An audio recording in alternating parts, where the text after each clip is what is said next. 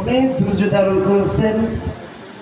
শুধু কোরআন এবং মাদ্রাসা আলেম ওলামা হাফেজ কোরআন, নিজের ছেলেকে মাদ্রাসায় পড়ান, এই অন্তরে মহাব্বত আছে। এজন্য এই গরমে অল্প জায়গার ভিতরে যে ধৈর্য ধারণ করেছেন, এজন্য আমি আমার আসাদুজ্জাকেরাম বা আমাদের কর্তৃপক্ষের পক্ষ থেকে আপনাদের আন্তরিক অভিনন্দন ও শুভেচ্ছা শুকরিয়া আদায় করি। আলহামদুলিল্লাহ। তো ভাই আলহামদুলিল্লাহ এই পর্যন্ত অনেক কষ্ট করেছেন, তো আল্লাহ পাকের দরবারে শুকরিয়া জ্ঞাপন করি। মহানবুল আলামিন এই প্রতিষ্ঠানটা 2019 সালে স্থাপিত হয়েছে। আমাদের বড় ভাই আল্লাহ জনাব মনির হোসেন পাঠান ভাই, যা আমাকে অত্যন্ত স্নেহ করেন, মায়া করেন, মহাব্বত করেন ইসলামবাগ থাকতে থেকে। আসলে মাল্লাম ইয়াশকুরিল্লাহ লাম ইয়াশকুরিল্লাহ, যা আল্লাহ পাক বলেছেন যে মানুষের শুকরিয়া আদায় করলো না, সেজন্য আল্লাহ পাকেই শুকরিয়া আদায় করলো না। তো এটা তো সকলের জন্য।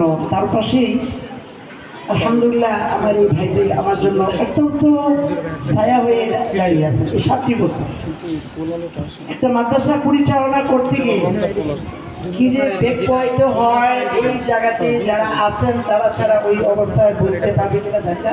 বাদ বাকি যারা বিভিন্ন জায়গাতে আছেন প্রতিষ্ঠানে, বিভিন্ন প্রতিষ্ঠান পরিচালনা করেন, তাদের তো অনেকটা কেমন পড়াইতে হয়। বিশেষ করে শিক্ষা প্রতিষ্ঠানটা যে একটা অনেক একটা কষ্টদায়ক জিনিস। তো যাই হোক, শুক্রিয়া আপনারা আলহামদুলিল্লাহ এত কষ্টের পরেও আপনারা আসছেন এই জায়গাতে, চারতলা উঠে আসছেন, অনেক মুরুব্বিরাও আসছেন। অনেক আন্তরিক অভিনন্দন আপনাদেরকে, ভালোবাসা দেখে। তো বিশেষ করে আমার উস্তাদ এখানে সামনে আমাদের প্রতি বছর আমাদের ইসলামবাগের কোনো শায়েখ আসতেন, মঞ্জুর ইসলাম আফিন্দের সাহেব। সবচেয়ে বড় খুশি লাগতো যে আমার উস্তাদকে পাই, যিনি আমাকে এই ছুটি থাকতে হাতে গড়ে গড়ে তিলে বড় করছেন। এতটা আনন্দ লাগে, এবং গর্বের সাথে বলি যে আমি উস্তাদের পাশে দাঁড়িয়ে কথা বলতেছি। এটা কাছে আমার কাছে এতটা আনন্দ লাগে যে বাবা সামনে ছেলে তোর দাঁড়িয়ে কথা বলে, যোগ্য পিতার যোগ্য ছেলে। আমি এরকমভাবে নিজেকে খুবই গর্ববোধ মনে করি যে আমি একজন যোগ্য উস্তাদের নতুন নগণ্য ছাত্র হিসেবে আমি উস্তাদের সামনে বলতে পারি। এতদিকে বলবো যোগ্য ছাত্র আমি যোগ্য না। শুক্রিয়া আমি আমার উস্তাদকে যে পেয়েছি।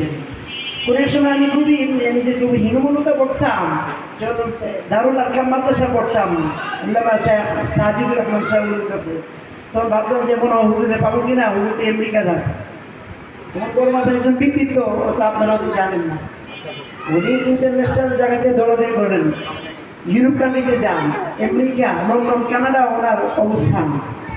একটা সময় সারা বাংলাদেশে আলোড়ন সৃষ্টিকারী ছিলেন একজন ব্যক্তিত্ব, ঢাকা হুজুর রহমতুল্লাহ সাহেব, যিনি আন্তর্জাতিক পর্যায়ে একজন ব্যক্তি এবং প্রতিযোগিতা বাংলাদেশের সর্বপ্রথম উনি তাফসীর বিভাগের প্রথম স্থান অধিকার করেছিলেন। তো এই আন্তর্জাতিক প্রতিযোগিতায় তো আমেরিকায় ওনার বেশিরভাগই সফরটা হয়, যার কারণে বাংলাদেশে বেশি আসে না। তেমন একটা পরিচিতি আপনাদের কাছে হতো না, কিন্তু যে প্রবীণ যারা আছেন ওনাকে ভালো করেছি। শুক্রিয়া। সবচেয়ে বড় আমরা পেয়েছি আমাদের মাথা হাতের ছায়া, এই জন্য আমাদের হুজুর কাছে শুক্রিয়া জ্ঞাপন করি। আর আপনারা এই মাদ্রাসাকে একজন ব্যক্তিত্ব রূপে ছেড়ে দেবেন না। আমি এতটুকু বলি যে এই মাদ্রাসাকে আল্লাহ কিয়ামত পর্যন্ত দেয় এবং কায়েম রাখুন, সকল বলে না আমি। এই মাদ্রাসা আপনাদের এই ফজলুল কোরআন মাদ্রাসার একজন কিয়ামত পর্যন্ত কবুল রাখে। চেয়ার চলে যাবে, চেয়ার থাকবে, ব্যক্তি চলে যাবে, ইখলাসের সাথে প্রতিষ্ঠানটা কবুল করে। আমার দ্বারা যদি আল্লাহ না করো, কোনো উন্নতি না হয়, এর থেকে যোগ্য ব্যক্তি আসে দেবেও এই প্রতিষ্ঠানকে যেন আল্লাহ কবুল করেন না, সকলে বলে না। তো আমার উস্তাদ আমার সামনে কথা বলে, আমাদের সাথে আপনাদের সামনে মূল্যবান নসিহত পেশ করবেন। আপনারা সবাই মনোযোগ দিয়ে শুনবেন। সকলের কাছে আমার এই আহ্বান হলো, আসসালামু আলাইকুম ওয়া রাহমাতুল্লাহি ওয়া বারাকাতুহু।